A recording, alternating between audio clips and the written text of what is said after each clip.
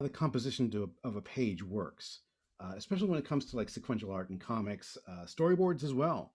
If you're doing like a pitch Bible for a film or for an animated project, um, things like this can make a big difference in terms of like how to move your eye from one section of the panel to the next, and it can make a big difference in terms of making things clear.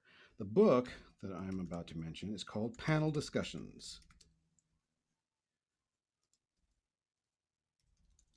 It's let me see here. I've actually got it right here.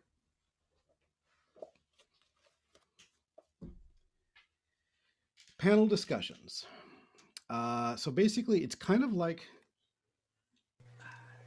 it's a kind of like an anthology, a design anthology. Every chapter is headed up by some luminary from the comic book world. Okay, and it's literally about how comics, are designed. Uh, Not just about like how to make them or the history of them. Yeah, just start, Jace. You're absolutely right. Stop second guessing yourself and just begin when you want to. That's it. It's a hard lesson to learn, as I will attest, but it is a very good one. You can always pick it up some other time. You can always be like, earlier in the story, this happened. That's it. It's not that much harder. Yeah, here you go. Here's the Amazon link if you've got access to Amazon. If not, you can find it lots of different places. It's a great book. Um, Will Eisner, Scott Hampton, Mike Waringo, R.I.P., Walter Simonson, Mike Mignola, Dick Giordano, who is like, and Brian Stelfreeze, two like luminaries when it comes to like inking, for example. Chris Moeller, Mark Chiarello, huge, or just shop local, as Elisa says. Exactly. Go to a used bookstore. See if they ask them to see if they have panel discussions. It's been out for a long time. Um, or you can look up Tomorrow's Publishing, which is, I believe, the publishing house. Let me see if they've got that. Tomorrow's Publishing. They do books, and they have digital only. So if you feel like I'm gonna just get the PDF and scroll through that thing, you can do that. Let's see, is there, yeah, there, oh my gosh, they published the Draw magazine. Oh my God, I had like 20 of these things. They're so good. Comics history. No, what we really need is like, companion books. Mm, let's see here. How to. I can find it here somewhere. Anyway, well, we'll get to that in a minute.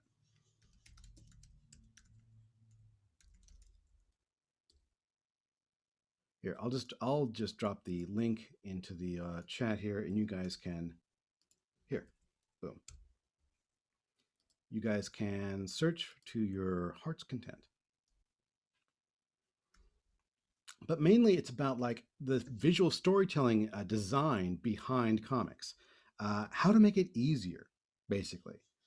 It's great that you guys have an interest in comics and sequential art. That's awesome. Start now to make your own stories. That's great. You don't need to know a whole lot. You just need to know, okay, well, this panel happens before this one, and because of what happens in there, this one happens. And that's literally all you need until finally this happens. Um, Actually, that's kind of like how you do like almost all stories. Yeah, keep it simple when starting out. And then when you're just like, what can I, this guy did this amazing thing, or this lady told this crazy story in this special way that I just blows my mind. How do I get to be more like that? Look up interviews with them, see who influenced them. B, check out books like this, where they actually like go into the in depth into the design about why comics look the way they do, especially good ones. Yeah, you don't need complicated panels. Odds are, the simpler the panel, the clearer and more powerful it is. And but as we've said before in this class, simple ain't easy. Sometimes you have to unlearn your certain things in order to learn the important ones. Um, Yeah, like we said last time, Watchmen, from the first page to the last page, every single page was aligned with the same grid. It was a 9 panel grid, 3 by 3, with some slight variations, but that's literally it. And it was done, yes, for efficiency, but also because there was a lot of thought put into it.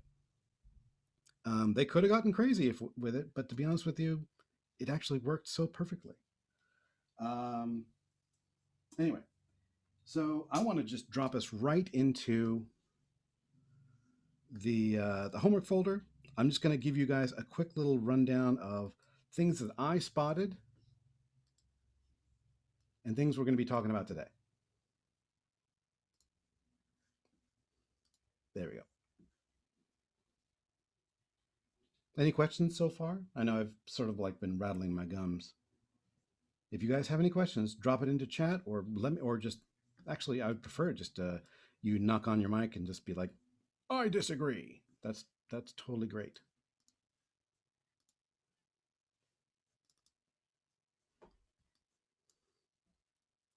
Yeah, but when it comes to comics, remember, simple's almost always better, but very rarely is simple easier.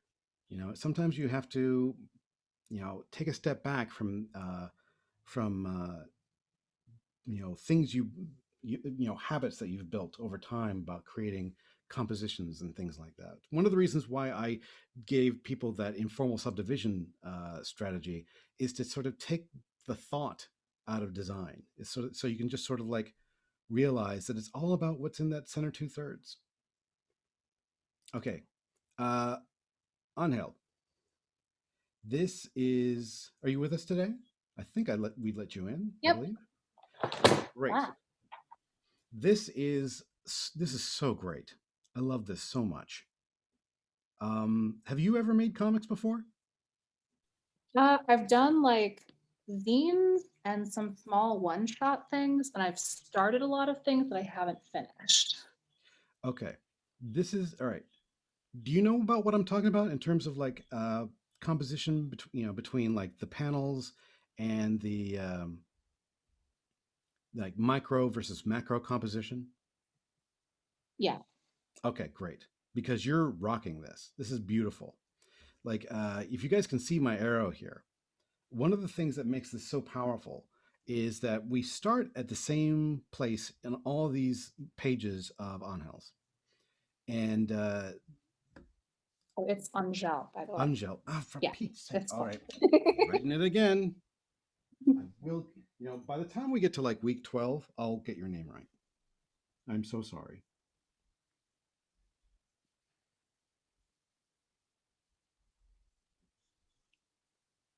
Thank you for being patient with me. I'm sorry. Yeah.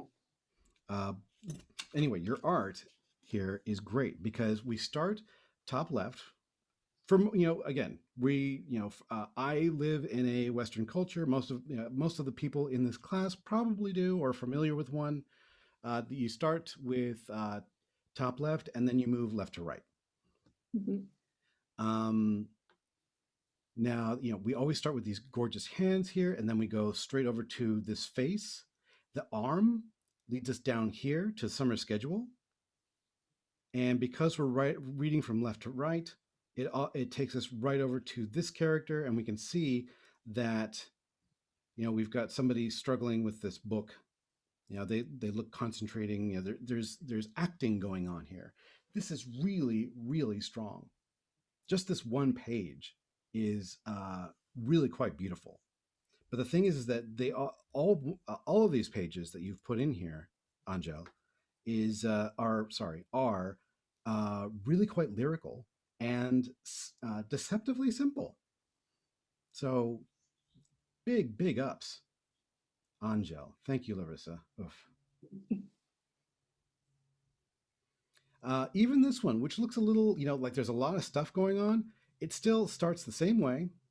We've got a diagonal, which leads us over to another diagonal, and then we've got this egg right here with the splattered gunk. It looks so great. Yeah, this motif that starts off every page is so, so strong. Is it meant to be sort of like an ASL type story? Is that It's called The Seven Movements. It's an autobio comic about summers when I was a kid, and uh, a little, like, not exactly about my relationship with my dad, but he did like martial arts, and he used to like make me practice that all the mm, time.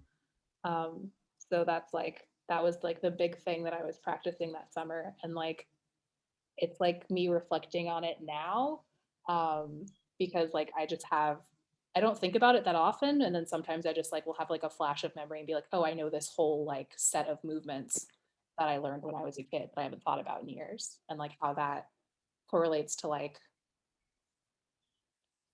that's brilliant. ideas and thoughts that I learned about like who I was as a person and what the world was like that weren't correct, that are still like in the depths of my mind that pop up sometimes, and I'm like, oh, whoa, No, yeah. that's fantastic.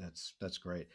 For those of you that are curious, autobio comics are um, very popular. They've been popular for about I want to say they've been around for a long time since the beginning of the 2000s. Really, when people started making their own, they started popping their own little one-page visual diaries onto places like LiveJournal and things like that. Friendster, if you guys remember that. Blankets by Craig Thompson, very Mhm. an excellent example as well. Thank you, Larissa. Another really great one is Fun Home by Alison Bechdel, which was actually turned into a Broadway play. Um, oh, sorry. No, Fun Home by Alison Bechdel. She was raised in a funeral home. Yeah. So and they actually turned it into yeah, it's a beautiful work of art. Again, it's very autobiographical. At least it makes Fun Home will make you queer. It's no guarantees. Elisa definitely had that sort of experience with the book, but it will make you realize just how, I mean, like all really good autobio books, just how fragile and special and united we all are as examples of human life. And yeah, Elisa, sorry, I I missed it, I guess. Dang it. Um, but I mean, I'm pretty weird anyway. But you get the idea here. Again, simple is tricky. Now you're not using a whole lot of traditional panels. You're keeping Mhm. things kind of fast and loose, and I love it. It reminds me a little bit of uh, what is it? The book is something. We are all monsters. Who? It was a no. That's not that. That's not it.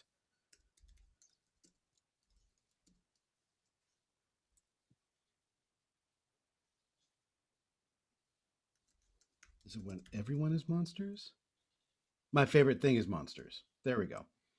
My favorite thing is monsters, which was the um, a comic by Emil Ferris. The whole thing was done on a sort of like as a personal diary on lined spiral notebook paper, and it was all done with ballpoint pen. Mhm. I That's got it. incredible. Yep. No, I it's got it. exquisite, Oh, and it cool. won. If you, it's a big book. It's like it's a tome. Every page is kind of like this, with varying results. You know, but for the most part, yeah, she used like one of those rainbow pens, or probably a couple of them, because like I said, it's a giant book. It's very She did dark. she did all the lettering. Her lettering is exquisite. At Icon 3 years ago, she was the guest speaker, and listening to her talk was just astounding. It's a great book. Again, she doesn't use a lot of panels. She uses it's very Will Eisner in the way that you did this, Angel. It's like you're using the composition of the page to kind of isolate what is first, second, third, fourth, fifth, sixth. You know, something like that. It's this is tricky, and I feel like my hat's off to you for making this so successful on your first go. So yeah, obviously this is a fluke. I don't expect this ever to happen again. No, I'm just kidding. But no, seriously, this is great. That's Um, a relief to hear. I was like really nervous about doing auto bio stuff. I love it. I don't Yeah. know why I keep wanting to do it. And I also really love like kind of open format stuff that's flowing, but I don't see it a lot. So I was like worried it was like weird. No, it works really, really well. I think the reason why is because of the simplicity. You keep everything around, 6 or 7 little panels or images per page. And yeah, as J Mills Paint says, if you love something, do it. Don't let anybody, you don't need anybody's permission to start doing what you love to do. Or even if you've never done it before, except for flying a plane, you do need people's permission to do that. Don't, don't do that. Oof. Yeah. Strong stuff. This is the only one that kind of arrests me here, is this bottom one here. You might even need, I feel like you could, I love the placement of the feet because it makes her look so sort of awkward, Mhm. but I'm wondering if we even need it because it's like um, maybe I feel like it's a little bit static, whereas everything else we've seen here is really, really fluid. Uh, the, the, uh, the placement of the dad, I'm going to say, the dad character, is so sort of static. If you were like leaning over just a tiny bit in order to, as a, we wouldn't need to see the face or anything like that. Uh, Literally, it could just be, you know what? I'm just going to grab it and do a quick little doodle over it. It's a very, very super duper nitpicky thing. But the only one that sort of stops me right there is that one, mainly just because it is just a little bit static in terms of the way that the thing it designs. Everything else moves my eye around. That's the only one that kind of uh, stops it. Does that make sense? Mhm. Okay. I'm not saying you did anything wrong. I'm just saying that if you moved it over just a hair, I'm going to grab this. I'm going to stop my share and move it over to my tablet. It's actually it's a little bit character design and a little bit visual storytelling, because in order to do one, you kind of have to know a little bit of the other. It's an acting moment. So this is great, great. Like the camera's closing in slightly. Great. The only thing I would do here slightly differently is, uh, your head, or sorry, the character's head, the young, the placeholder for the young you. I mean, that literally is me, but yeah. No, I gotcha. I gotcha. It is great. I would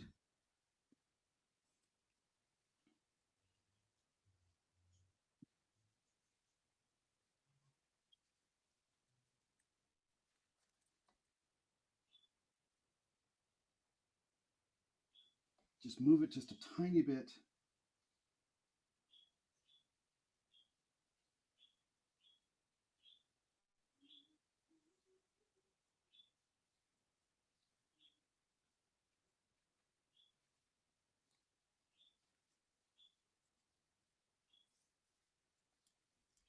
In order to make it feel just a little bit more loomy and more psychologically.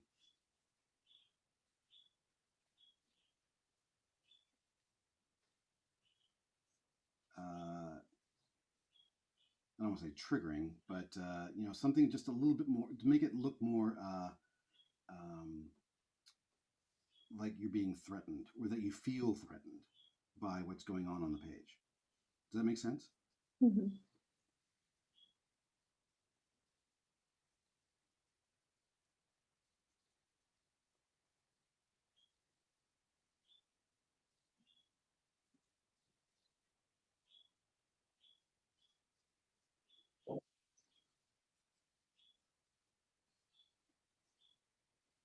Yeah, somebody using martial arts as a, the idea that it looks like it was like some sort of management thing. I mean, just the way that you're telling the story here, it looks really, really powerful. I can't wait to see how this develops. Yeah, autobio stories are so revealing and so they make the author seem so vulnerable, and because of that, it's like you can't help but get a sort of a sympathetic attachment to the way that they're being told. Does that make sense there? Yeah. Okay.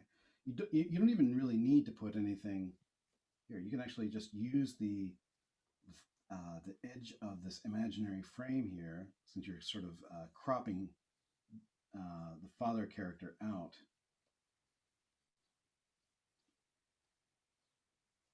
as a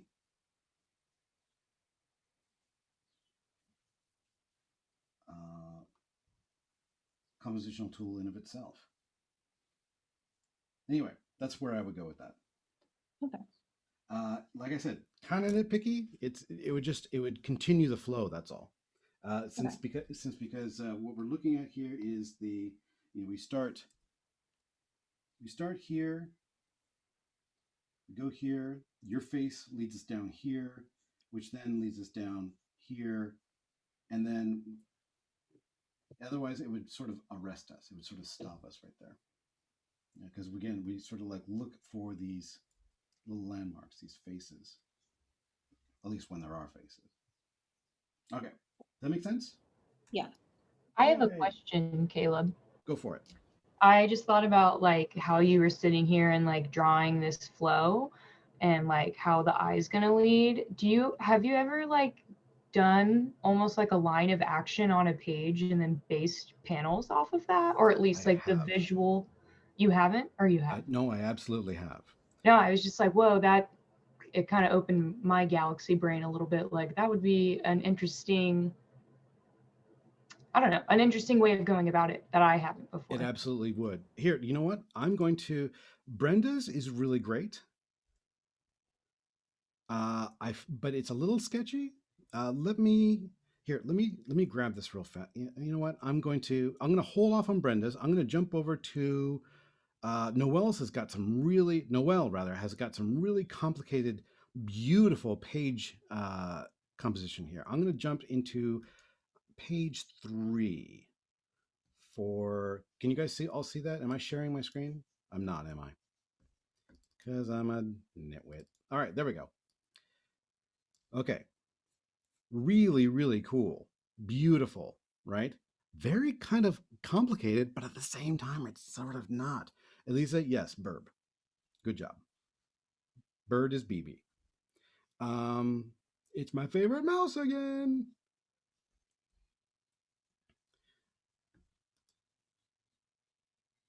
All right, I'm going to download this real fast, and I'll show you exactly what um, Eden was just talking about.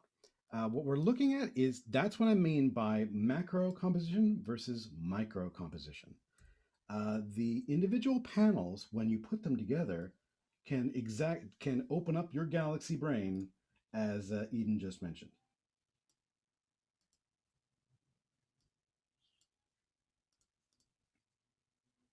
All right, let me switch over to my screen here. So I'll show you guys exactly what's going on. Now I'm picking this one not because Noel did anything wrong, but because they did something very, very right.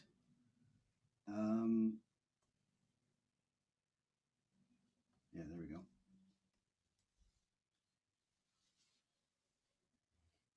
Okay, so Noel, you're with us today, are you not? I saw you earlier. Is there going to be any dialogue on this page other than the no, no, no, no sort of thing? Not really, Okay, because it's a quiet it's just moment. him. Right. Yeah. Okay, that's great. So we have like the moment where we're like, right? We immediately are drawn into the page looking at Scared Mousy. Now, what's really cool is that you've got this diagonal here. I might make it a little bit stronger. At the moment, it's a little circular. It'll lead us down to bird face. That's the technical term of this compositional tool, bird face. And bird face is looking left to right, right? Which leads us right past mousy, and to another bird face over here who's also sleeping. But if you'll notice, it's actually kind of, it's not just sleeping, but it's also sort of pointed a little bit downward.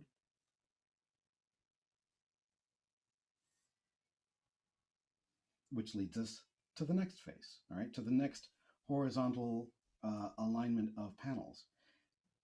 Bird is looking left to right, which leads us to the next one, which leads us to the next one.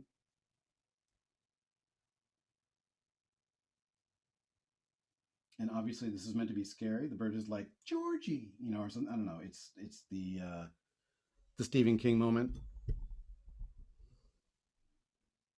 They're like, launch. And mouse is like, no. And that's exactly where we start with the next one. Not in the mouse's face. We don't look at the eyes.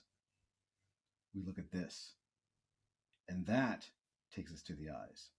And then, and there's not, I feel like that, we don't, this ear is beautiful, but it's almost, you could almost like gesturally draw that in there, because everything else in here is, we go straight to terrifying, cute little bird. Sorry, burb. Sorry, Elisa. And there. Now, if you take away all this stuff, you're left behind with a lot of crazy, chaotic lines. But that's exactly how your eye would work around this page. We almost always use clues as, like, you know, the direction of a face, or spotted blacks, or, you know, high contrast areas versus low contrast areas, in order to look across the page the way that you, the artist, want us to look.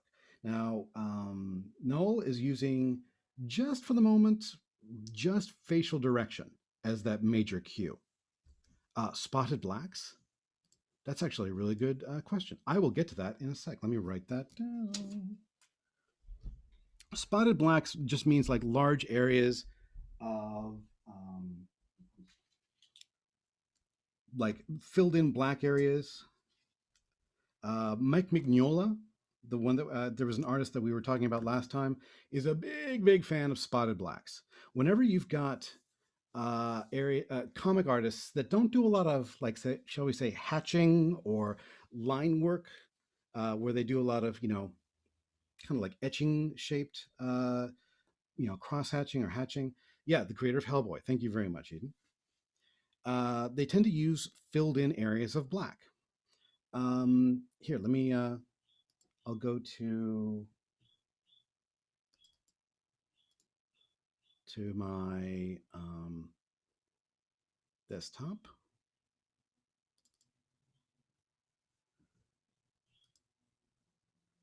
How do I do that? Okay, here we go. Here. I'll just show you like a very basic example of Mike Mignola's ink work.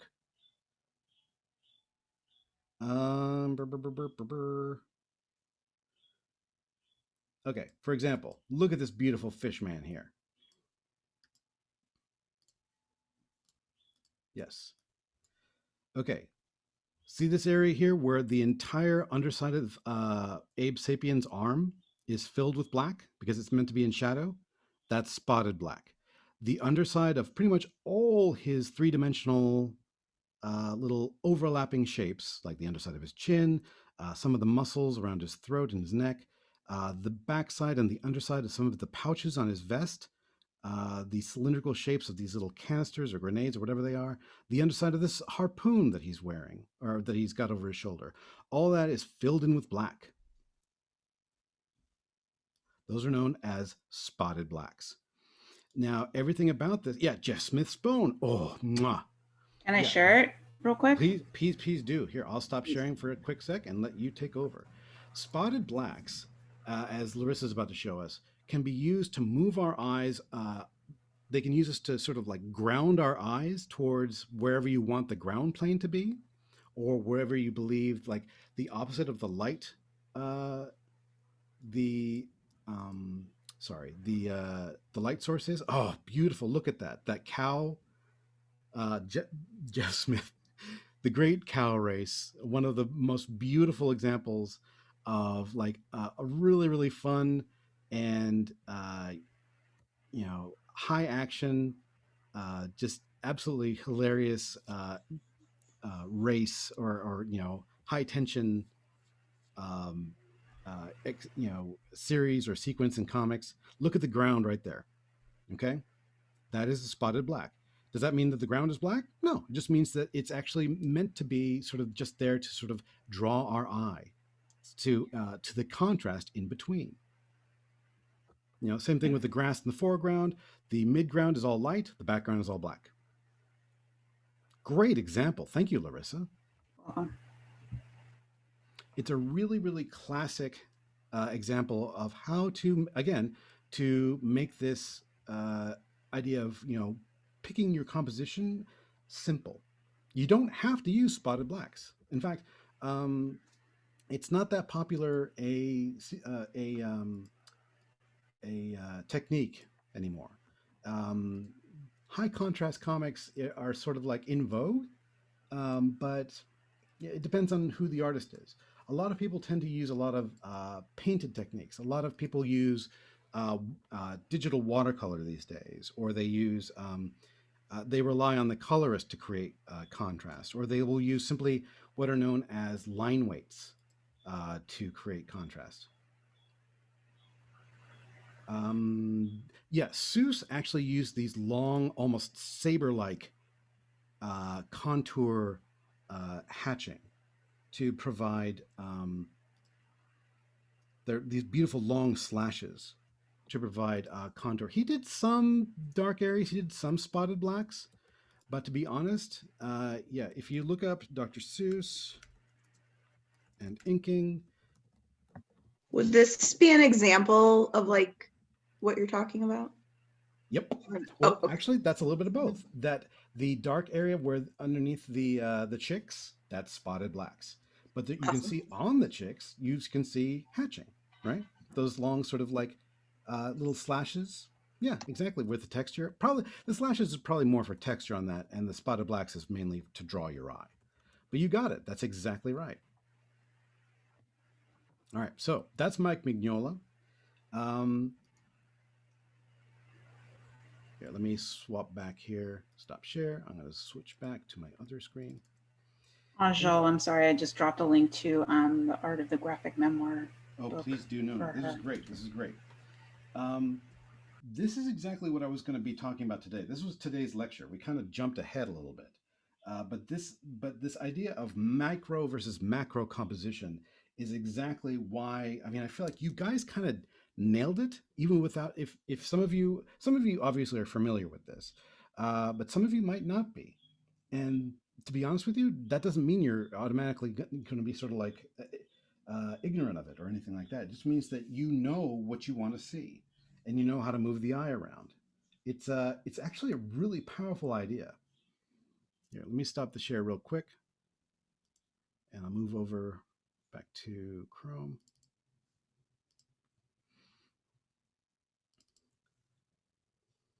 Yeah, if just looking at some of these pages, like Noel, for example, you start off with, okay, maybe a little harder than I thought. Immediately we start with the that little caption there. We look at the little mousie's face. Where is he looking? Down here. Where's the bird looking? Down here. Right? It's like everything about this immediately, you can see the rhythm develop. How powerful this is. It's really, really great. Elisa. Same thing. The shading, I'm all about shading. I love pencil, and I love, especially if people can actually do it traditionally versus digitally. I love people that actually use, like a tactile approach and leave like their fingerprints and stuff like that into in their comics. Hernanda, yes. Noel, you are welcome. This is great. Now, as far as like how the page works, looking at, we tend to work from top to bottom, left to right, but for the most part, I would probably, because this one is higher and it breaks the outer panel border, I'd actually say this is number 1, this is number 2, this is number 3, and then this is number 4. Am I reading that correctly? Yeah, I kind of thought of them as like different views of the same moment. Oh, cool. So like the overview, and then like the bird and the chipmunk are just like zoomed in I versions. love it. No, this is great. This Cool. guy's about ready. He looks like he's going to thrash some birds, though. I gotta say, he's like, not on my watch. No, this is great. No, this again, the fact that all these are meant to be taking more or less simultaneously, that's actually really advanced. The fact that these are all like moments like in a snapshot, or if like in a movie, this would all have to be like in slow motion. This is one of those moments where you can do a lot of stuff with one image that is you can only do in comics. This is where like one page has like four moments all happening at the same time. So strong. Yeah, this is really great. Now what's going on? We're not quite finished here. We've got some other stuff. Elisa, you have your hand up? Yeah, so not finished, but I wanted to ask a question. Do it. Like, what is our guiding principle in terms of like mixing styles? Because I think a lot of the stuff I've been drawing is like not the comic book style of these like, Doesn't need to be. but I do like them. So I didn't know if it was weird to like, I don't know, incorporate those. No, there is no such thing. I want you guys to realize comic book style of like pencils and inks and colors and stuff like that was created in order to make this process fast. It doesn't mean that what you're doing isn't comic booky. Like I said before, a lot of people tend to use kind of like transparent color these days. They make it look like watercolor, or they rely on, they rely less on inks and more on the person doing the coloring to sort of like unify and draw contrasts or affinities. Everything you're doing is comic. Everything about this is comic. There is everything here is legit. Uh, your brother says that you have a fan art style, and you need to get out of the habit of drawing that way. I'm gonna take your brother and pull him aside and have some words, because yeah, Larissa's eyes just went up, and that's that. I don't know where your brother is, but if he feels like he was about to get slapped, that's probably. I mean, I know you're on a different continent, but he was still going to get it. Um, Shaking my fist. You can't see, but it's happening. Same here. Yeah, there is no such thing as an illegitimate form of art, so long as you're being honest and you're making yourself vulnerable. Uh, there is, fan art is art. Okay. Otherwise, what was the Renaissance? Am I right? The Renaissance was literally biblical fan art. Okay. A bunch of rich people were like, I'm going to hire this dude to make believe what angels look like, because I think they look like people with wings. And Leonardo da Vinci's like, okay, the check cleared. They're angels with wings. Um, Yeah, well, I'm not saying anime was useless. As long as you understand why anime looks the way it does, then you're good. And you can still say, well, I don't want to go with that. I want to put my own spin on it. Oh, not me, Caleb Lowell, high school teachers. I've talked about this in almost all of my character design classes. It's totally true. Anime, manga, whatever you want to call it, it just means animation in comics. Okay, it's exactly the same thing. We'll get to that sort of stuff later on. Okay, but tell your brother that your comics teacher says, watch and see, and I mean that. You're good, Hannah. You're good. Just continue to push yourself. Oh, I'm sorry. Last thing before I move on, the only thing I would do next is, again, just put in, just finish these pages. And this is looking really good, though. This little tunnel here, oh my gosh, so good. Um, yeah, drop some additional stuff. Figure out where you want to begin, where you want to end on the next couple of panels, and you're golden. I mean it, Elisa. This is looking really, really strong. Don't worry about if it doesn't look like a comic. Okay, the fact that it's in sequential form like this, that there are spaces in between the moments, it's a comic. And it works perfectly well. I knew exactly what was going on. So good on you. Hernanda. Oh, look at you go. Look at these magnificent, sketchy layouts. This is powerful. Yeah, great job, Elisa. And for you, Hannah. Haven't seen your work yet, but I will.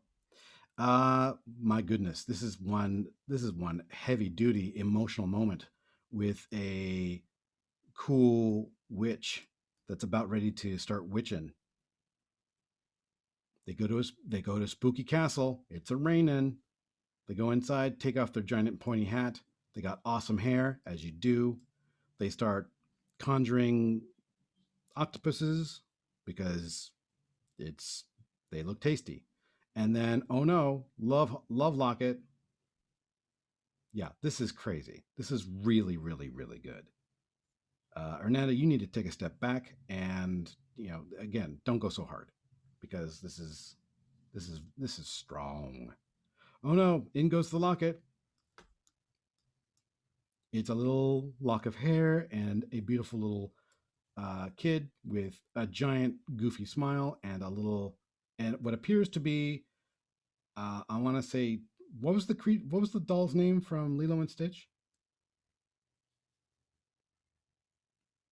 Toaster or something like Scrump. that. Scrump. Thank you so much. Scrump. Scrump. Perfect. Thank you very much. Eden for the win. Okay. Look at this magnificent reaction. Oh no, the love locket. In it goes. Now the squids will turn into children. Perfect. And that's where the story really begins. Yeah, these are really, really powerful. Gosh, everything about this just like moves your eye across the page. We've got left to right, you know, people looking down. If they're looking up, they're looking at an angle, which again leads us to the next page or the next panel. Yeah, yeah. I feel like you're just sort of like doubling down on everything I've said so far, Nanda. It's making my job very hard. I don't appreciate it. And stop making me work so hard to teach. I guess you're you're very, very good at this. Keep it up. It's beautiful, beautiful work. Look at that bookshelf. Look at you going hard on those backgrounds. What is even going on in this class? You guys are tearing it up. Challenging the instructors. Go next level. Push the challenge button. Kronk. That's not the line, I know. I'm sorry. Yeah, great job, Hernanda. Yeah, just do these. Do exactly this. Do what you're doing right here. I feel like everything about this is so gorgeous. I want to see more. You're welcome. Our goddess. Uh, Jace. Yes. Okay. Oh, all right. Here we go. Didn't get very far. Starting to feel more confident as you're going. Yes. I love it. Now, is the pumpkin come to life because like a ghost is accidentally wearing it? Wait, what? No, seriously, Jace. Yeah. Has the pumpkin come to life because like a ghost chose to like emerge from the ground and Oh, it just was like sitting on its head accidentally? I'm not entirely sure like what his origin story is. He's just a pumpkin guy. He's just a pump. He's just coming out as you do in a pumpkin patch. Yeah. That's where ghosts come from. He's just a friend. He absolutely is a friend. He's a little spooky, as all friends are. Didn't get very far, but the thing is, I can see it picking up.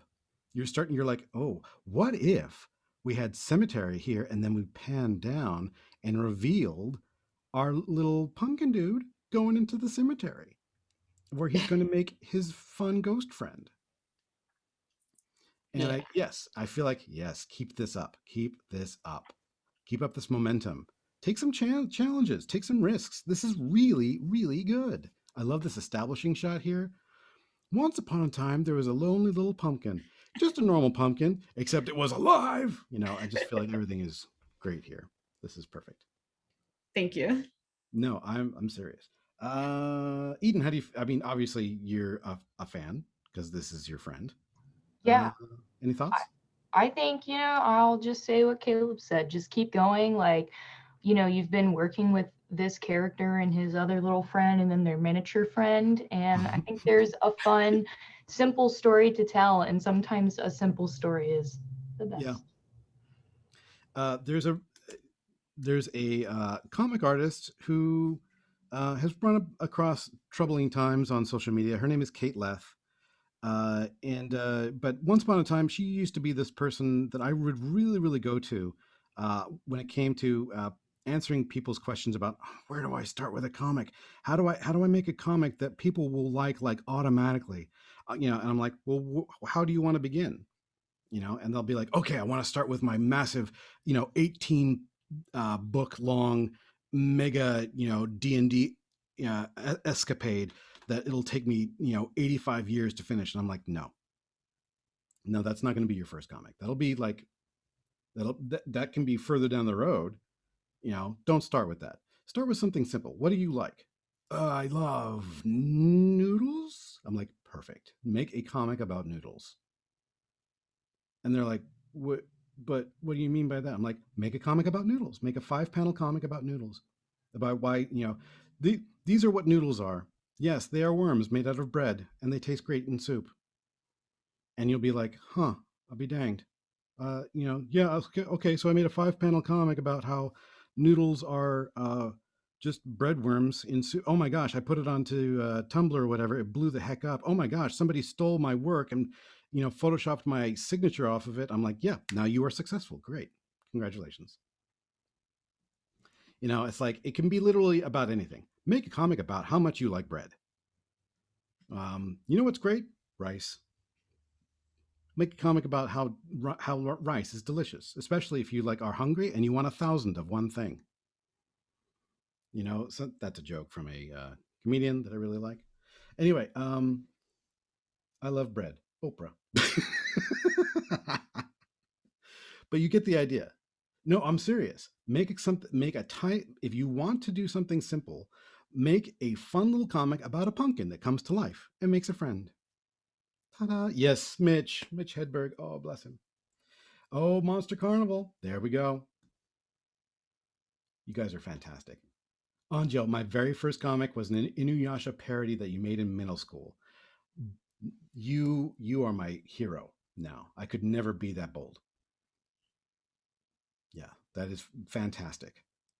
My first comic was literally I just would steal Garfield one-liners and put my own characters in the same situation. Literally that. Okay. Johan. Garfield. A kiss to you and your amazing middle school brain. Yeah. So, Angel, I hope you felt that delicious little Eden kiss on your noodle. Great job. I love this. Angel, sorry, not Angel. Johan, it's Johan's anime character. Tiffany, you are in so much trouble. This is not an anime character. This is a mango character. This is a manga. This is a comic, not a cartoon. Yeah, this is so good. We start with this character. We're close up. We're actually no, not close up. It's like a medium shot, and they're like snow, ice cold. Oh my gosh, it's a snowin', right? My first comic was from a SpongeBob annual. Okay, we need to have straight up art confessionals in the Discord where everybody tells us their embarrassing comic story. Taja has an embarrassing comic story somewhere. I'm certain of it. Jace, same, big same. I did Ranma 1/2 fan art for 8 years. I used to do stuff inspired on Totally Spies. Yes. I've sold 100 plus. Are you kidding? J Mills Paints. Knitting. Boom. There you go. I had Naruto OCs who did so many crazy comics. No, everybody save this stuff. This is solid gold. You need to drop this into the Discord so it can be up there forever. I will never let you guys delete it. It'll be up there permanently. Reina, help us out. You've done super cringy stuff. Angel, Noel, I smell the cringe. I know you guys have. Yeah, Angel just gave me the eyebrow waggle. I know what that means. A cringe. Yeah, this is going to be good. Dragon Ball Z. I'm going to pin your comics. I'm going to save them as image files. They will never be deleted ever. They're going to be up there longer than you will be. This is yeah. I gotta say, Johan, this is freaking strong. Wait, Johan, are you with us today, or am I talking into the void? No, they're not here. Bummer. Okay, well, still, if they were here, I'd give them a long distance high five because this is gorgeous. You know what? I'm making a comic about how raking turned this raking leaves turned into creating a leaf golem, and it's my very best friend. Oh no, they fall into a pile of leaves, and it takes them into another dimension. Perfect. Apple Yaks instead of Apple Jacks, and they were just guys who wore yak hats. They didn't even like apples. Jace, I'm worried about you, kid. You need to rethink your life decisions. I mean, or maybe I do, and I feel like maybe I need to make more serial-based comic content. Yeah, I think I need to do one of Honey Smacks, but instead of Honey Smacks, it's Honey Yaks. I'll just steal your idea. That's it. Deal with it, Jace. Okay. Anyway, here we go. Angel. Oh my gosh, yes, very very good. Look at this. Spesu. I don't know what it's like. Special sauce, I guess. Special soup. Sunscreen. Sure, why not? Oh, SPF 50. I gotcha. Thank you, Angel. Thanks for making me feel even more like a nerd. Okay, so they're walking along. Somebody is walking a dog, pushing a cart. I can't really tell, but that's okay. It doesn't matter. Because all we're really worried about is the fact that they're moving this way. Our eyes go from them to the back of these guys' noggins. Hey, I'm confident. Oh, I'm sweating. Splash. Swim, swim, swim, swim, swim. Super cute lifeguard. And they're like, oh, yeah, I am garbage. Or something like that. I'm not really sure what's going on there, but I feel that's what the moment is. And I'm loving it. You pretty much got it there. That's accurate. I miss going to the beach. Hernanda, stay with us. We're at the pool. Yeah, cry on your own watch. Yeah, this is really, really good layout. Excellent work. I don't really have a whole lot at the moment. It looks pretty great. What is this diagonal line here? Just so you can answer my question. It's actually the side of the pool going back behind. Okay, it's just a tangent then. It's no big deal. It'll be fixed when we commit to pencils. Yeah, Julia, high five. This is great. Love it. Boof. I love the under the water pics. I can't wait to see sort of like how you do those. This is really, really strong. It looks really sort of whimsical and just, yeah, really just beautiful, really simple. Great job, Julia. Have you guys seen, I mean, do you guys see what works here? It's like, it's hard to keep things simple, but there are tools and rhythms you can use to keep those rhythms sort of like in the back of your head, while at the same time not making them the star of the show. I feel like, oh my gosh, this is great. Kirk. Yeah, this is beautiful. Annie, where are you? I see you somewhere here. There you are. You can't hide from me. Yeah, this is really, really strong.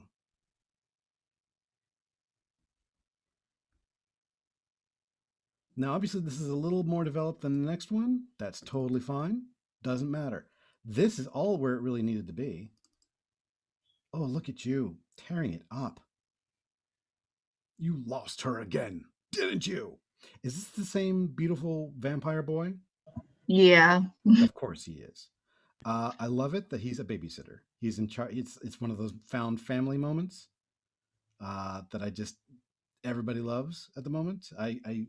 Everybody loves to see the pain in the butt, uh, end up sort of like dog walking all these chaotic kids, and I feel like that's one of the best things ever. I think you could zoom out just a tad on the panels. Oh, I see what you mean. So which one do you think you pick one, Eden? Which one would you zoom out most on, do you think? I mean, it's more of just like a personal preference because there's like a lot of really like up closeness Hmm. happening, but then you have other scenes like with the opening in the trees that's like really nice and open. So like the last panel, just like I would include a little bit more of that overall character and maybe zooming out just a tad on the first two panels where those two characters are interacting. You could literally just lasso them and like, Is that a werewolf kid? Yes, it is. Yes, I saw the feet. That is adorable. Um, okay. Yeah, so Eden has a really good point here. Looking at the perspective of these shots, they are kind of theatrical. And so as a result, meaning that they all, for the most part, are, if you look at where the horizon line is, it's more or less going to be in the middle of the screen or middle of the panel, with the exception of, like a couple of them, like these two, for example. well, I think like the one below, or I don't know how to say this, the one where the character's like, you lost her again, didn't you? Like, I think that one's fine because you kind of get the top of the character's head and all that versus like the very last panel. It's like you're even crunching so close on the face that, not Mhm. giving yourself enough room for the expression to breathe. No, I think you're right. I think if there was a place where you could zoom out, I would say um, maybe. Oh no, no, you'd still need to have a couple of these where you would need to zoom out a little bit. You could zoom out here, where suddenly it's like it demonstrates the moment when our vampire boy is happy with our little werewolf kid, and suddenly they're lost. What if this panel, for example, immediately became a sort of a wide shot, and it was just them with cranky shopper or garbage guy, um, and it's they were looking right, left, center, and not finding anything. And then same thing here, because I do think Eden is correct. A lot of these are what we call medium shots, or sorry, not medium shots, but close-ups, meaning it's like from the shoulder up. Um, at least at the bottom two-thirds of the page anyway. I feel like if you chose that moment to show us if you zoomed out either here or here to sort of show that this guy's like in a big open area, and the werewolf kid could be almost anywhere, it would be a good example of like, oh man, this person's got you know get moving, that sort of thing. We've got a mission. Okay, Annie, you get it. Fantastic. Again, it's mainly about like how you can use the camera and the proximity to subject to suddenly show, we're really up close, where our personal bubble is filled, and our heart is full, and suddenly it's empty, and boom, we have to start taking stock of what's really around us. The world is actually a little bit more dangerous suddenly, even if it was just one panel difference from when we were happy. Yeah, I didn't know whether or not to continue like the 9 panel one that we did earlier, but I just decided like just do it anyways because I'd Do it already anyway. started it. Yeah, so that's like this is like the part after school, and he went and drove and pick up the little girl because he had to babysit her. So that's what's I happening. love it. Do it anyway. Put it on a t-shirt. I feel like that is exactly the theme that we all need to have when we're doing our work like this. Great job. I'm so impressed. Look at you with your costume work or your character work. Fakir Co. I don't know who they are, but I dig them. Esther. Super cute. Valentina. Are they a vampire? Well, they have a V in both parts of their name, so I'm going to say yes. Yeah, Brooklyn. they're supposed to be like half demon kids. Oh, my bad. So basically Well, vampire. There you go. you know what? You make the rules. That's awesome. Jamichael. Hat always back, tongue always out, little bit of a goober. Whose teeth? I mean, this is all gorgeous work.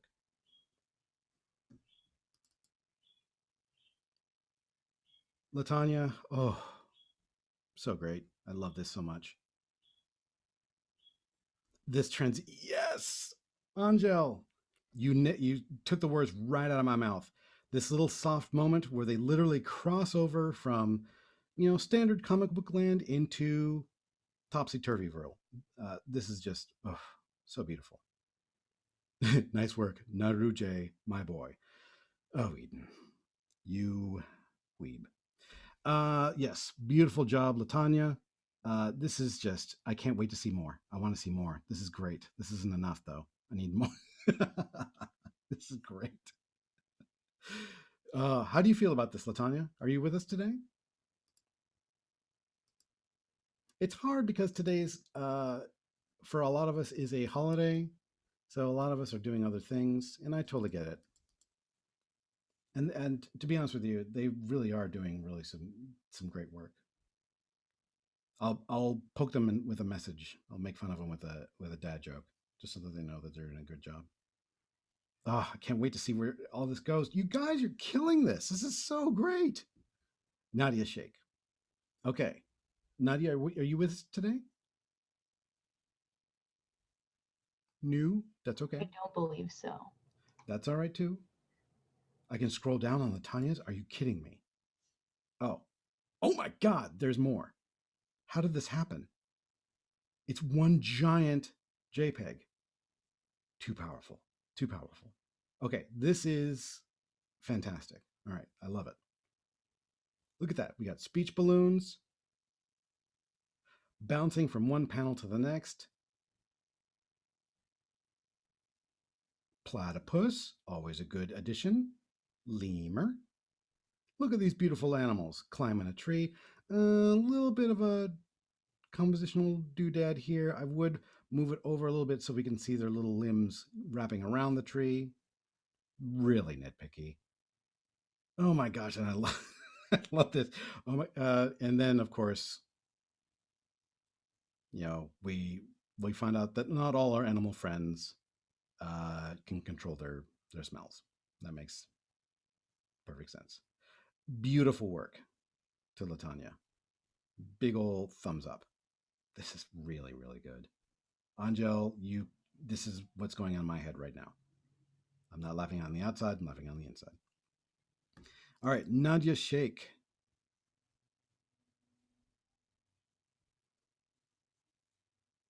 This is looking really good. These are actually, again, its layouts are exactly as complicated as you need them to be.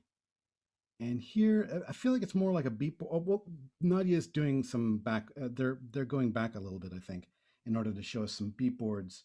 But yeah, the fact that they are so gestural is a really good indication of where they're going with this. This makes me happy. Look at this. Is that a tiger? I love it. Some sort of tiger beastie. This is great. Taja. Oh, that's right. The hypnosis. I forgot about this bit. Now you've walked us through this a little bit before. This is crazy. It's like we're going through a little bit of body horror, but at the same time, it's more like psychological. It's not really gory. It's more about like it's symbolism. No, some people, body horror is their thing. A lot of people. Junji Ito is a huge influence on a lot of up and coming comic artists. If you don't know who Junji Ito is, Eden, would you mind dropping it into the chat? Thank you so much. Pleasure. Amazing mangaka who just really does like the craziest, crazy, most surreal imagery, or at the same time, just really creepy little simple comics about people whose bodies lock into position and they can't move it. Little things like that. Yeah, the close-ups are fantastic here. Thank you very much, Eden. One panel reminded me of Shintaro Kago. Which panel was that, Angel? Number 3? Yeah, the Oh, one of right, the right. face splitting. He does a lot Of of course. like bodies coming apart with stuff coming Oh. out of it. Like a lot of That makes like sense. line art and watercolor stuff. You This can is like intense. Yeah, the fact that you've got like it looks like this person's going through some stuff, or maybe that they're imagining things. It looks like time might play a role in this. This is really intense. I want to see more of this, Taja. This is really, really good. Um, how much? Where do you imagine this sequence going? So, well, was this supposed to be a continuation of the other panels we did, or is it a separate story? Well, it was meant to be a continuation, or it can Oh, take place. okay. It can take place somewhere else Okay, in the I'm story. sorry. I made it like a whole separate story. Well, that no, that's fine. But didn't you talk a little bit about hypnosis or something like that before, or Oh, something? it was the time, like the clocks, like That's it. It was. the, We were talking about like Salvador Dali and like the symbolism was still there though. yeah. But the highlighted panel, it's just supposed to be like the effect of the hypnosis kicking in. Like, Like disassociation or something like yeah, that. This yeah. is really powerful. I love when people try to visually interpret how people like a really difficult frame of mind or some sort of psychological effect, or it's something you can only really experience. Is very subjective, like Midsummer. Thank you, Hernanda. Something that's very hard to translate into words, but visually you can do it in one image. And I feel like that really kind of, anybody else look at this and feel like upsetting, but at the same time I feel like I've kind of been there, and maybe that's the reason why it's upsetting a little bit, right? Caleb, I think you can scroll down on this one too. What? Taja, oh my gosh. How do you This is all right. This is sorcery. And are these is it just one long JPEG, or is it a bunch of different ones? Oh my goodness. Okay. Somebody straight up vampired that dude.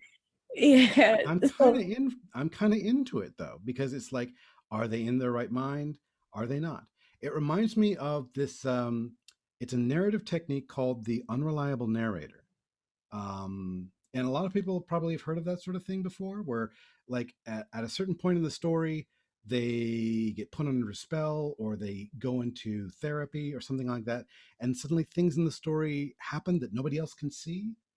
You see it in like Inception. I think the earliest example in film is the Cabinet of Dr. Caligari, where we realize that at the very end, spoilers, that the main character is actually this feeling of persecution and that the world is against them is because they're in an insane asylum. And the evil doctor is actually trying to help them as a psychiatrist, trying to deal with the fact that they can't sleep. Has anybody seen that movie? I think it's for free on YouTube. It's a silent film. It's black and white.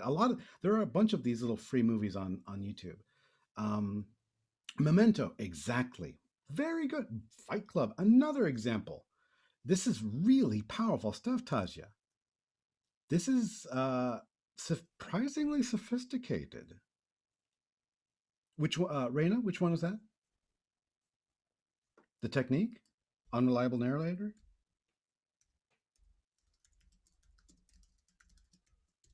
Oh, the silent film. The Cabinet of Dr. Caligari. It was done by the same. It was done in pre-World War II Germany by the same director who did Nosferatu, like the very first vampire film.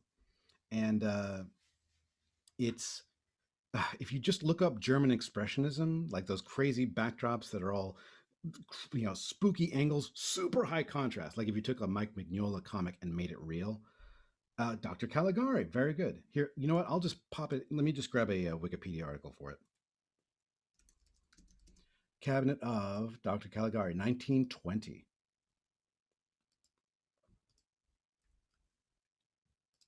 The Cabinet of Dr. Caligari. Yeah, that's it's the library card catalog.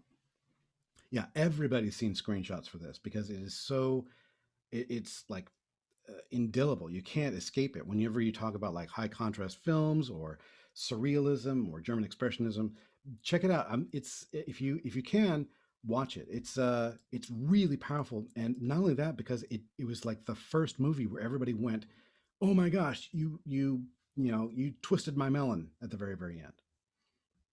Taja, keep this up. This is really, really strong. It's a little, yeah, it's not going to be everybody's cup of tea, but that's okay. It's not meant to be. It's yours, right? Not everybody likes bread or noodles. 15 minutes, Caleb. I can't believe I'm talking. This has been so great, you guys. Oh my gosh. You have to zoom into this. Oh my Lord. Tiffany Kong, what are you doing to us? This is so powerful. The Adventures of Leela and Toto. Sorry, Lowell. No, don't be sorry, Tiffany. Just because your art muscles are like so jacked that the rest of us are like, you know, we're like trying with little dummy bells, and you're over there bending the bar. You know what I mean? And if the bar ain't bending, you're just pretending. Let's see. Follow Leela and Toto in their adventures, everyday life. Yes, bending it like Superman.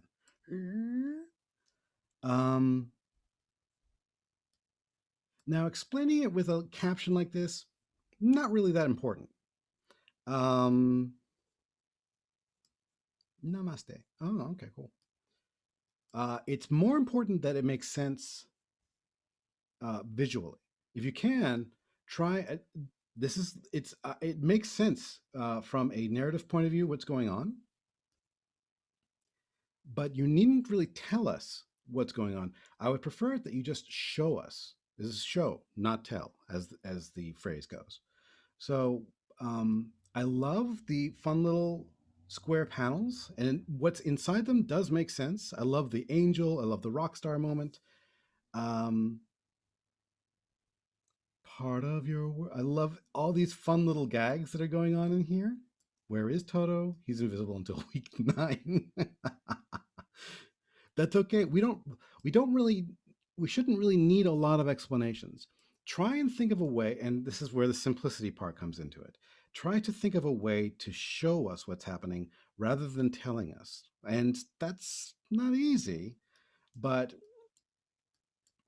it's but I feel like you're well on your way. You've explained everything that's going on. Now, take the captions away so that almost anybody who looks at your comic can understand what's going on just through the visuals. Of course, we'll do our very best to get your deaf jokes. You know, the idea is that if we, you know, there are also, because they're always, remember, you can always show jokes. Visual gags are some of my favorite, with the exception of terrible puns, my favorite ways of doing humor. I love this. Yeah, I love this too. We've got spooky stuff. We've got whimsical stuff. We've got stuff that's very sort of aimed at a narrow slice of the demographic. I love, yeah, the Ariel is great, but everything is just so great here. Elisa, you really nailed it with that. Thank you. Yeah, so all I want you to do, see what you can do about taking everything you've done here and just separating it onto, you know, like 2 or 3 pages, and just showing us rather than telling us what's going on. Does that make sense to you guys? That's the hard part. But fortunately, most of you guys seem to be really, really good at getting that. So Tiffany, if you can, just start sketching this. Do exactly what you've done here. Just take exactly the same panels and start showing us what's going on in each one. And, you know, but don't worry about getting the sequence right. Instead, think about, you know, this is part 1. And because of what happens there, this happens. And because of what happens there, this happens, you know, and go through every single one as a progression, right? Every single panel shows us a little choice. I'm going to try a different language. I'm going to try a different language.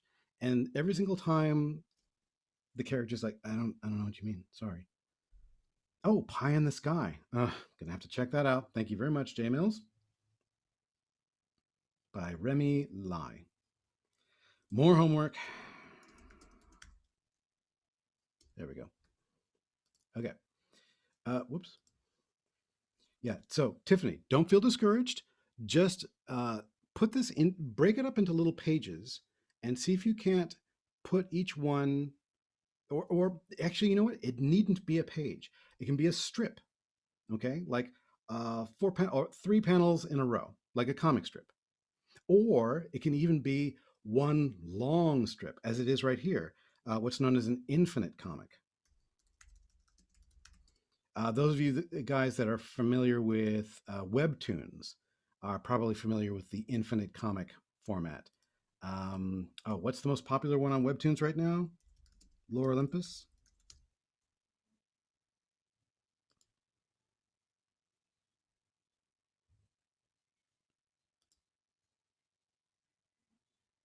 The idea is that there's no real page per se, and that each panel is about as wide as a page would be. Love Advice from the Duke of Hell. Very good. And really, you, instead of turning the page to move things along, you scroll.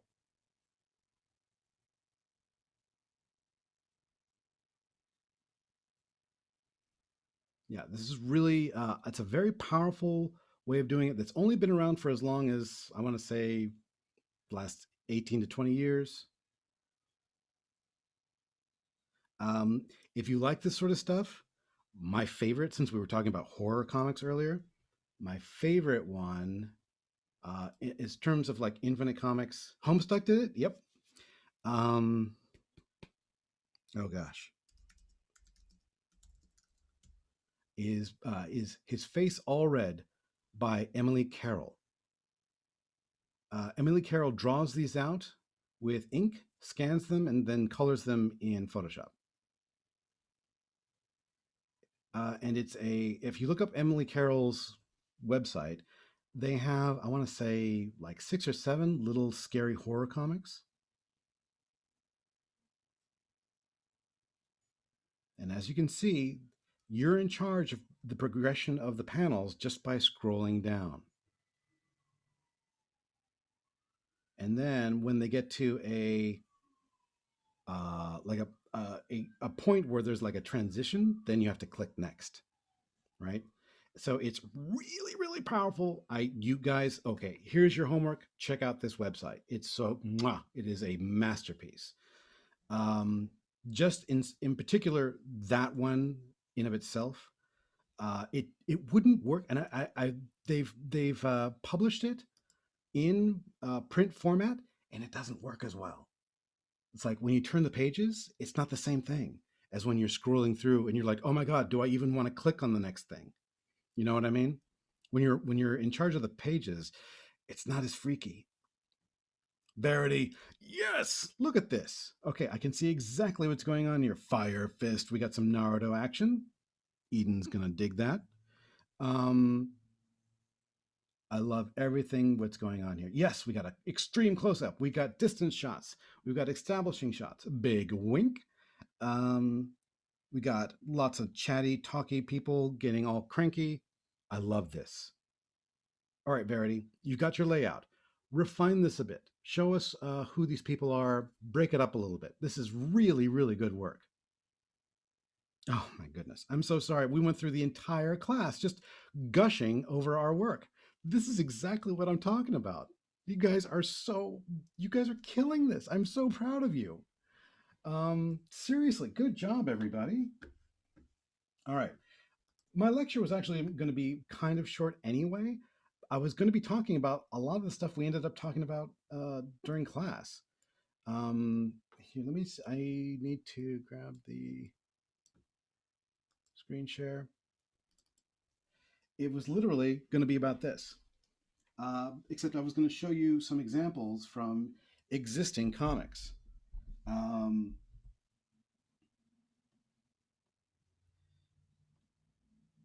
Here's one of my favorite examples. Okay, this is a page from Batman Chronicles. I want to say it's issue number 5. All right, here we have. Oh, I'm so glad you were able to do it today. I can't even can. Yeah, this is Brian Stelfreeze, an African American inker who, oh my gosh, they are It's like we were talking about, keeping it loose, keeping it fresh, keeping it fluid. That's the exact opposite of what Brian Stelfreeze does. Everything they do is razor sharp, but that's what makes them happy. And you can sort of see the spotted inking here as well. It's there to sort of ground us and create contrast that draws us into the next panel. All right, this sequence is really powerful for me. This is the character of Barbara Gordon, who once was a superhero known as Batgirl. And for those of you that aren't familiar with the lore, the Joker shot her. The bullet nicked her spine, and she ended up in a wheelchair for the rest of the existence in this comic. But she ended up becoming like this super powerful hacker named Oracle as a result. It ended up making her like even more of a crime fighting power. But this sequence here is especially powerful because it describes, if you read the captions, and there's no thought bubbles here, just little captions, little words in a box. It's describing how it used to be easy for her to just hop into a car, and now she has to brace herself. She has to use her arms to climb in. She has to sort of unfold and unbuckle her chair. She has to grab one leg, move it in because she's paralyzed from the waist down. People have to help her. People have to defend her from crowds, and she hates it. It makes her feel powerless, and it does it in front of a crowd. And it's a really powerful moment in this comic, and you can see it like on the expression, like how much it's like it's sort of eating away at her. Later on, though, she realizes that this, it's made her stronger. But this ordeal hasn't really shaped her. It's like how she deals with the ordeal. But this is exactly what we were talking about earlier. Okay, so here it is. Look at this mess of arrows, but it's not really a mess. It's actually really well broken down. There's a rhythm here. So we start off. She's not just static, looking at the open door of a car. She's leaning forward. That action draws us into the next panel. She's leaning forward again, and her arm is reaching into the next, past the arm of the panel, which automatically, that break leads us into both the direction of her face and the arm, leads us into that caption. We read the caption. The caption is right next to her face, which is looking down.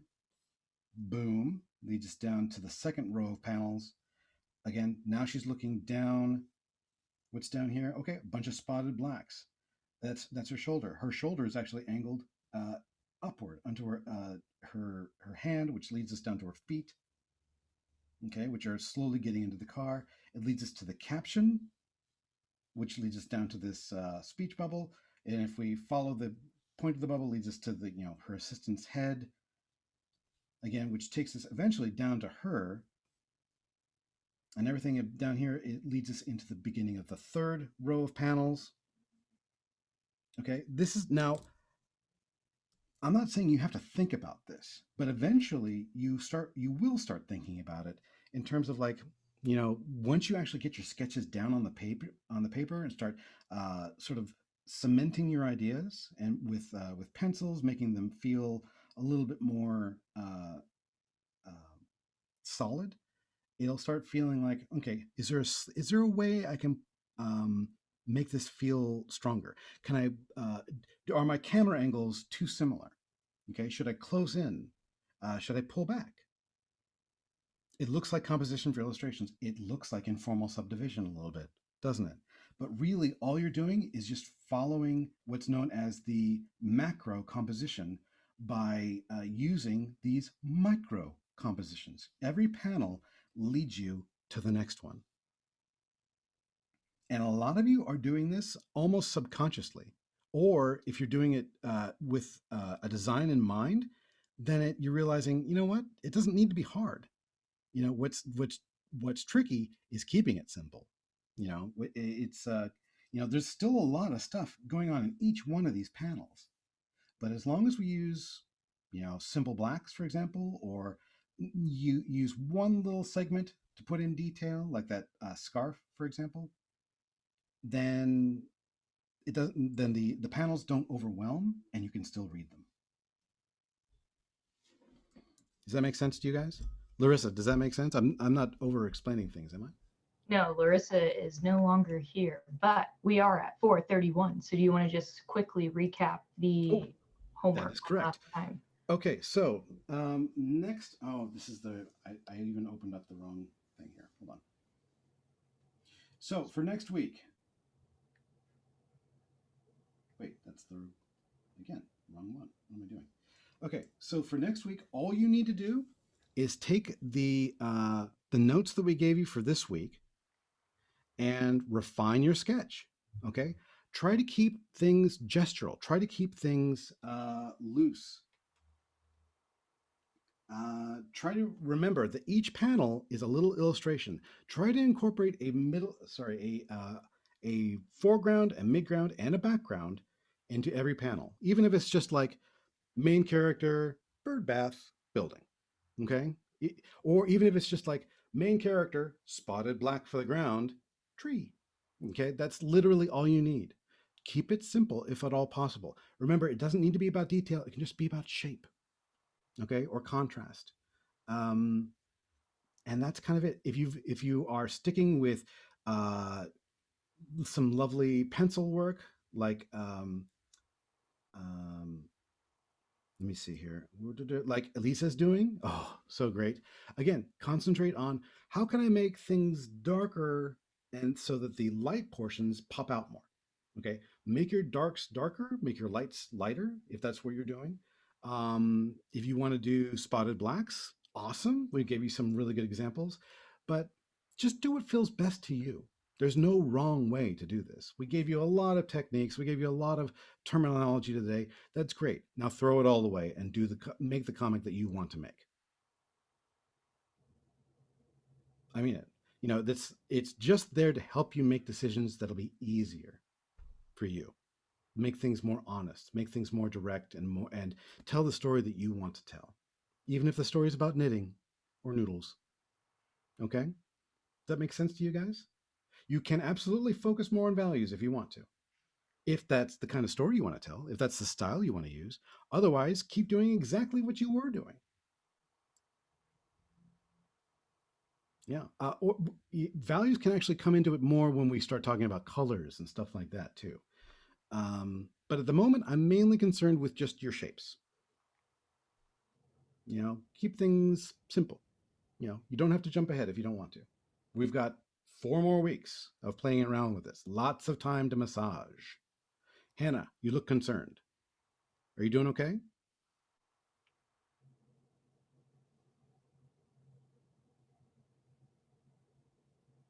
You're still muted. I think she's typing. Oh, okay, good. Sorry, sorry about that. I was just wondering whether I could use NASA in my, the International Space Station in my comic. Sorry about that. You're doing great. Just keep it simple. It can be about anything you want. Okay? It can be literally about a guy who is in the International Space Station and he's waiting in line to use the bathroom. Literally, it can be as simple as that, or about somebody who's playing a video game. Anything at all. It can be, but if it's useful, use the story that you've already created. If not, pick something else. But make sure that it's something that you feel like you want to tell for the next couple of weeks. Okay, so make it something that you care about or something that you love. Just tell the story that you like. That's all. Do you think I could get copyrighted though? Copyrighted? About what? For using NASA? No. Like, I don't know what the inside of NASA looks like. No. But you don't know? Look it up and be like, oh, so that's what it looks like. Then take your reference and throw it away and do a better job. Okay? Remember, it's about what people feel than anything else. It doesn't need to be they have a YouTube channel. You can nobody's going to copyright you or check you on a school assignment like this, unless you actually decide, I'm going to make a story about Mickey Mouse knocking over a gas station. Then you might, especially if you put it on the internet, somebody, Disney might be like, hey, other than that, you're great. Yeah, you could always just call it NOZA or NASA. Angel nailed it. Yeah, just make it up. It's totally fine if you want to. It's there are no rules for this. No rules, just right. It's the Outback Steakhouse of art. I'm so sorry, you guys. That was terrible. Yeah, Disney's populated by demons. Just but seriously, you can put NASA on the side of anything you like. It's totally fine. Especially if it's a comic. Somebody at NASA will be like, "Oh, sweet! I wish we did this." That's basically it. That's all I got for you today. I'm going to drop all this stuff into the. We went over a lot of stuff. I'm really sorry, but it was a long lecture. You guys are killing it with your sketches. I'm just so impressed. I have a quick question. Do it. Can the homework assignments for the last few weeks have not been like put into the Google Drive? They've just been in the Discord, and so sometimes it's hard to find like the post. Oh, you mean like the JPEG that I make? Yeah. Oh, I'll fix it. Thank you. No problem. Yeah, if I just put it into the Discord, that's because I'm a forgetful goofus, and I will fix that. All right. So if you need, or just send me a message to be like, Caleb, can you drop that into the resources or the homework folder, so I can figure out what exactly I need to do this week, and I'll be like, so sorry. But yes, absolutely, I'll do that. Anybody else? Jay Mills, who's that? That's Waya. Waya. YSTH.